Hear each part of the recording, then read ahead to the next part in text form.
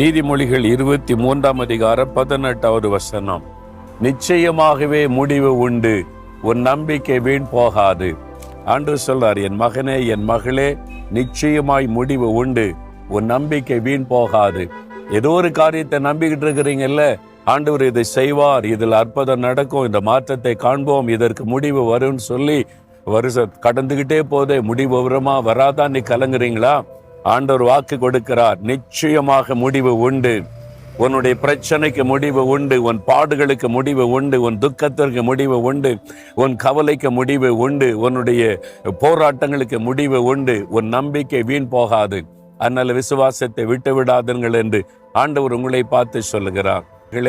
ஏதோ ஒரு காரியத்திற்காக ரொம்ப நாள் ஜெபித்து கொண்டு இருக்கிறீங்க. உங்க குடும்பத்துக்காக, கடன் பிரச்சனை மாறுவதற்காக, பிள்ளைகள் காரியமாக, ஊழிய காரியமாக, பிசினஸ் காரியமாக, நீங்க நம்பிக்கொண்டிருக்கிற காரியத்துல ஆசீர்வாதமான முடிவு உண்டு.